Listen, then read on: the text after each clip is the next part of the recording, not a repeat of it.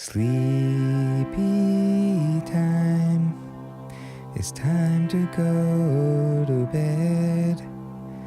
Just come here and lie down your head. Drink a little daily solution. It'll help you go to sleep. You won't hear a single thing, not even a peep. That's the power of daily solutions. It'll knock you out. Daily solutions, you won't even remember. Daily solutions in stores now. All right. Hey, how's it going out there? Welcome. So, I'm Graham. And I'm Ashkahn. And today's question is, I'm worried about floaters slipping and falling. What's the most surefire, foolproof way to prevent it? Nice. I thought that one needed a little backing track. Cool. Good, and it was good. It was a good backing track. I enjoyed it. Just what do you think about the question? Oh, right. So it's a good question. There's a good backing track, too.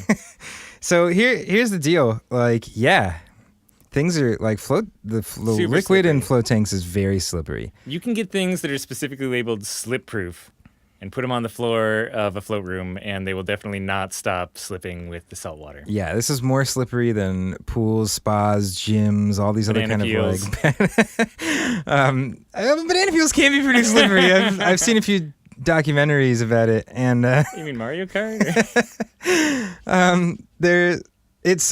normal slip-resistant tile, slip-resistant stuff that's really made for these kind of normal wet environments. Even some things made for kitchens. Kitchen stuff can be a little bit better if it's really good for oils and things, but even some of those don't really hold up to how slippery the salt can be. And it kind of makes sense. I mean, just from without even stepping on it or playing around with things, just kind of dipping your hand into the salt water and rubbing it between your fingers, it just feels slipperier, Viscous.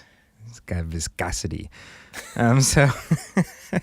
So it's pretty slippery, and it's slippery in the float tank and out of the float tank, and especially the process of getting out of the float tank. Yeah, standing up inside the float tank to stepping out of it. Yeah. That first step, really, on both sides It's a of the doozy. opening to the float. You just come up with that? So really, I mean, our kind of, the way we picture it is there's just a layer of Epsom salt on the bottom of your foot, and you're almost hydroplaning on that first step. Mm-hmm. It's just thick. And so there's a couple different things to talk about here, I think. One is, let's start with the inside of the float tank. Sure, that's what I was going to say, actually. And I thought you were going to disagree with me, so this is... Let's talk about outside your center. There's... I think inside the float tank was good. All right, so we give people cleats when they come in. We inside the float tank is different float tank manufacturers do different levels of slip resistance on the inside of the float tanks. Yep. And some of them are decent, and some of them I kind of personally think are not enough. I definitely have seen a couple float tanks out there where it's, to me personally, it just feels a little too slippery on the inside of the float tank for my comfort. And we worry about things and this very question a lot. It's something that we've paid a lot of attention to, and we've actually gone back both on our kind of custom produced tanks that we have for our big open pools that float on, and also for some of our pre-manufactured tanks, added some extra slip proofing to the interior bottom just to kind of be extra safe and make sure that there's more grip in there. And specifically, we use a product called Tough Coat. And this is a product that's used for... TUFF, in case you were... TUFF coat, yeah, exactly. This is a product that's used a lot for sometimes piers and boats and different things like that. And it's basically it's a product that you can either spray or paint on. You'll most likely be painting it on for kind of the small surface you have to apply it to. And you can get different levels of kind of grip in it. And it's usually rubber that they kind of shred up and put in there to create that traction. And it works really well. It lasts. It can hold up to the Epsom salt in the float tank. Yeah, we used it initially for rooms 5 and 6, just when we were kind of getting them together. And it's been years. Yeah, 4 years at least, I think, since we did that. Maybe even 4.5. So yeah, and it comes in a lot of different colors too. So you could match it to the color of your float tank. Maroon, for example, all those maroon float tank owners out there, don't worry. Because we just put it on the bottom. We don't typically like go up the sides with it or anything like that. Burgundy, any color really. Any shade of red. Here's the downside: is that it takes a week to cure. So, in fact, as we're doing this podcast, we actually have one of our tanks true. curing with top coat right true. now. It's very, it's on our minds. So you have to drain a tank. It's hard to like store the tank water for a week somewhere. You can top it off into other tanks and stuff like that. But it's basically one of your float tanks has to be empty for a week. So that can be done before you open, which is ideal. That's really ideal. If you're getting your float center up and running, like plan on. I mean, and if you think that this is going to be something that your float tank doesn't come with in terms of slip resistance, plan on doing it before you open. Just hit all your float tanks. It's pretty easy to do. Like the actual application process is pretty simple, and then it's just the wait time that takes so long. Yeah, and it's not. I mean, I will say it's not like a 100% solution. I would say. I mean, it is for the slip proofing, but like the little balls, the kind of bits of rubber that are mixed in there, like for a little bit after you apply it, will kind of come off, and you'll have to slowly get them filtered off. Yeah, it does go away. And then you'll have kind of like it looks a little whiter where the little bits fell off as opposed to a single color that you got before. So, but it is freaking slip resistant. It's awesome. It's for the safety, which for us is well worth it. You know, we'll compromise the tiny bit of kind of aesthetics, in order for it's super. Like you can walk on it and it feels real comfortable. Like you feel like you have a solid footing. Yeah, nor does it feel like too sharp or anything. You know, it's not like you step in there and it's so gritty that it's uncomfortable on your feet or anything like that. So. Even if you have tender feet. So that's inside the float tank. That's inside. Also, in addition to what you actually step on, grab bars everywhere. Just like having tanks that have really easy grab bars and things that you can support yourself with from the inside, from the outside. When you're building your shower area, having grab bars everywhere on every wall that you can kind of move to. Just if someone does slip, having, like human beings naturally are reaching out for something to grab onto if we're falling down. So having those things there and making sure that they're properly mounted and can support weight, I'd say that's step 2, even for inside the tank, is something to grab onto. Yeah, I mean, it's a lot harder to add your own grab bars inside of a float tank. Oh, yeah, but hopefully... Definitely outside and stuff like that. Hopefully your tanks come should be no kind question. of pre-prepared as far as like most slip float tanks proofing do. for... Most float tanks have done a good job placing grab bars on the inside. Yep, or at least handles or... Yeah. Yeah. So then comes the interesting thing about the outside, which really is that first step's a doozy. Like there's the amount that you have to do to make the first step okay versus every step beyond that is they're kind of like different levels. So there's a lot of things that we'll see float centers do is if the whole room doesn't have like really really good slip resistance, they'll put something else specifically right in front of the float tank. Small animals, just something to kind of absorb the salt water before you. So this ranges from towels to that kind of like plastic, almost like locker room or pool decking sort of material. To boards with wooden slats, things like that. And it's interesting. Stuff like that makes it really slip resistant, which is nice. So there's a lot of float centers that'll do that, which I think is, if your floor is not slip resistant enough, definitely put something like that in front of it.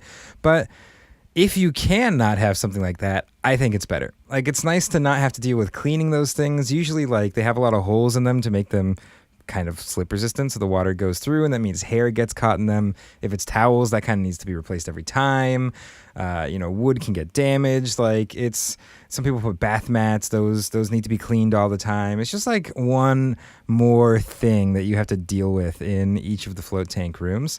And you still have it's still a little worrisome that someone's foot could still be salty after stepping off of their kind of slatted wood box, and now the rest of the room is still not slip-proofed as well. Right. Like it is ideal for many reasons if the entire floor can be slip-proofed. That's really, but it takes a lot more work. Like the difference between having something in front of the float tank for those first like step or two, or maybe like leading people into the shower, which is hopefully really close, versus having your entire floor really solid is, it's just a different scale of water or slip resistance that you need to go to. I mean, you're adding on thousands more dollars to your construction cost, essentially. For sure. But there are stuff out there. You can get things that are slip resistant, like real slip resistant. You can step right out of the float tank onto them and again feel like you have a solid footing. Carpet. Just carpet the inside of your float room. Very Grass. slip resistant. Just lay some grass down. You got to get the type that likes Epsom salt water though, which is a little harder to find. Yeah, it's like succulents or something. Yeah, so what are a couple options for the slip proofing? Yeah, the kind of two most common ones we see are some sort of epoxy flooring with grit mixed into the epoxy. Yep, and that can be, again, things like rubber beads and stuff like that. In our case, we use kind of quartz crystal added in for grit. There's a bunch of things. Pretty much anything gritty that you can imagine, you can throw it into epoxy and it'll kind of mesh with it. So that's, this is a job that you'd hire someone to do, and they would be like putting in the slip resistance themselves often. So you can say like, hey, I want to make sure I have this amount of grit in it, or sometimes they'll even like make the top layer thinner so that the grip in the very top layer of the coating comes through more. Yeah, and you can actually even have them prepare little samples for you that have different levels of grit in them. So you can play around with them. Maybe these are just little 18-inch by 18-inch samples, or even like 18-inch by, a foot or something like that. So you can both feel them with your feet and your hands, and also even get your feet kind of salty and see what that feels like on there. And it really gives you this nice customization over how much grit you have in there, because it's this balance always between, you do want to make it so they're not slipping anywhere on the floor, really, in my mind. But also you have to clean it up after every single person. And the more grit you add, the more it turns into like a towel/sponge destroyer. So yeah, it's just like trying to clean sandpaper. Yeah. So you are trying to hit this level where it's gritty enough that it's safe and go no further. Getting little test samples is a great way to do that. And there are other types of flooring too. There's this kind of laminate sheet flooring we like Tacaron specifically is the one that we think is kind of the most slip resistant that we've come across. Yeah, and then Pathways is the product line kind of within Tacaron that we end up using. So this is like a material that you would like lay down in sheets on some professional installer theoretically would be laying down in sheets on your floor, and they kind of heat weld the seams between them. And they have, instead of like grit mixed into them or anything like that, they just have an embossed pattern in the actual material itself, which causes the slip resistanciness. Yeah, and it feels really good. Like definitely stepping out. We have a couple rooms that have the Tacaron Pathways flooring, and stepping out of the tank directly onto it, we don't feel like we need an extra towel or some extra measure there to prevent slipping. It just does feel really really safe and sound when you're getting out of the tank. Yeah, safe and sound. And it also... Well, you got to have safe and sound, because that first step's a doozy, What are you going to do otherwise? It's also easier to clean than epoxy flooring or things with grit in it, which is nice. Yeah, for sure. A little less of that cheese grater kind of feeling to it. And, and then there's tiling. And tiling can get tricky because they make slip-resistant tiling, but I often find that it is not up to what I would want it to be in terms of slip resistance for kind of big pieces, square, rectangular pieces of tile.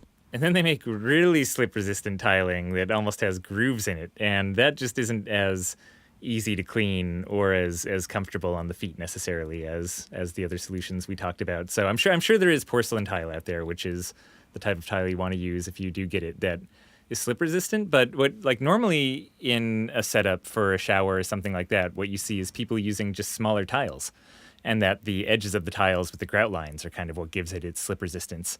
And once again, in our float rooms, that kind of simple solution that normal people use is not nearly slip resistant enough for our application. So you have to turn to actual textured tiles, and that's where it also either seems like not enough or almost like too much is some other ones I've seen. Yeah, and the best tiles I think we found for actual slip resistance is kind of like pebble tiling, things that seem like little river rocks, sort of. And it's just because they have a huge amount of grout that goes between them. There's just grout lines all over, and because there's such big areas of grout, it just and kind of the difference in height of all the pebbles and stuff make for a decent surface to stand on.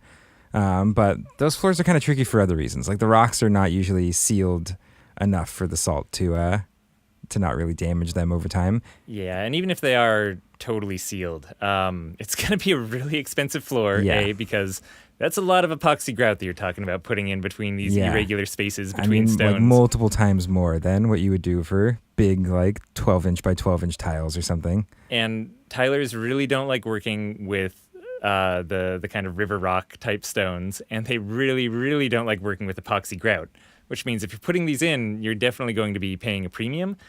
And it's just hard to get them to look nice. Like They're hard to clean. Grout is supposed to be taking up this little bit of space between tiles. So when you essentially have kind of almost rivers of grout going across your room, it's very difficult to get that even and smooth and even to the point where it'll stay clean and not kind of get dirty over time and show some of its wear and tear. Is if you can't tell, we had this kind of floor. Yeah, we've been through in a couple rooms, so these are very real-world issues that we ran into with. But it was before. slip resistant. You could stand on it. You could step out of the float tank onto it, and it felt slip resistant. And it is ultimately one of the only floors that we tore out that didn't fail.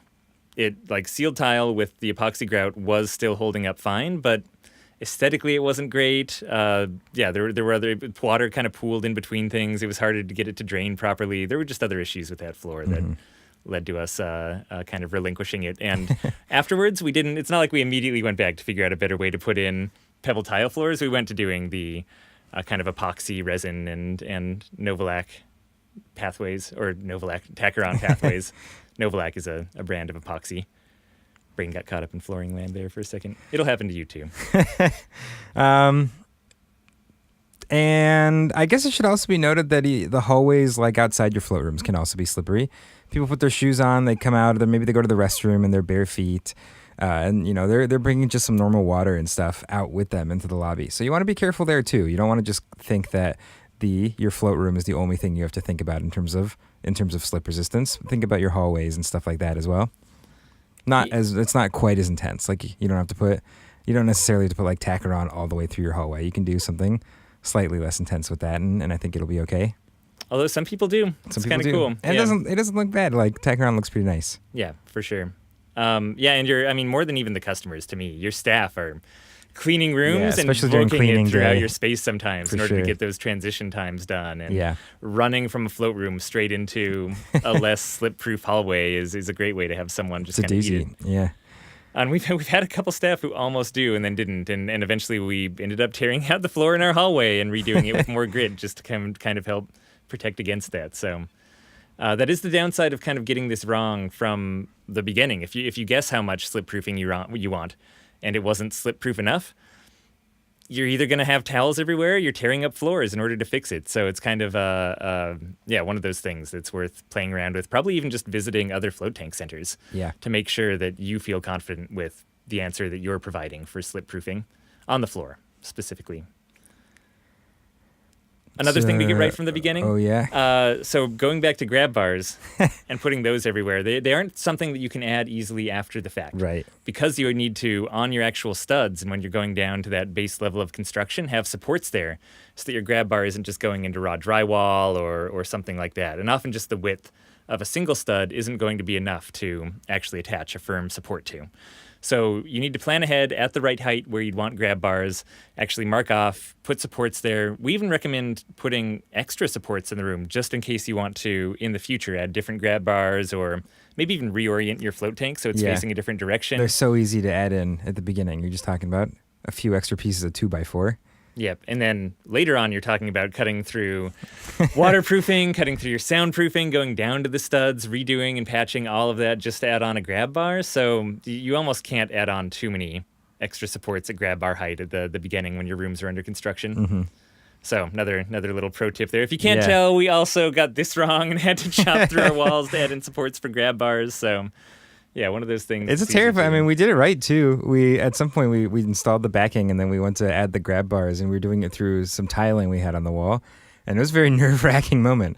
It was like we had a diamond bit to cut through the tiling, which then had a waterproof membrane behind it, which then had our soundproofing drywall behind it, which then hopefully was going to hit this grab bar spot that we drew out in a map and measured before we built all the stuff into it. And it was just kind of a huge, like, okay, I hope we took these measurements right, sort of thing. And we did. We hit it, which was a huge relief. Yeah, so that's if you do things right. So we also had to cut into walls to fix add it extra, like wrong. Just make yourself a big margin of error, I think is a nice thing to do too. Yeah, for sure. And your lobby, you don't really need to worry about slip proofing too much. I guess just to kind of continue the trail out of the float room. Yeah. Kind of goes just severe slip proofing for the very first step out of a float tank. Yeah. You need less, but it's still worthwhile to have it in the rest of the float room. to a lesser degree in the hallway. Oh, the workroom we also didn't talk about. Definitely worth it. I mean, you're going to be tracking so much salt water into your work area. You're doing a lot of cleaning. It's also a very wet environment. Filters that are tracking salt water. Yeah. Maybe it's even soaps that kind of get spilled on the floor. For many reasons beyond salt water, I guess it's worthwhile to have some slip proofing in your workroom too. And chemical resistance in that one too. You don't need as much in your float rooms, but in the workroom where you could actually be spilling acids and stuff like that, nice to have both slip proofing and chemical proofing. Hiring someone to just hold people's hands through the experience can be really useful. Yeah, Boy Scouts.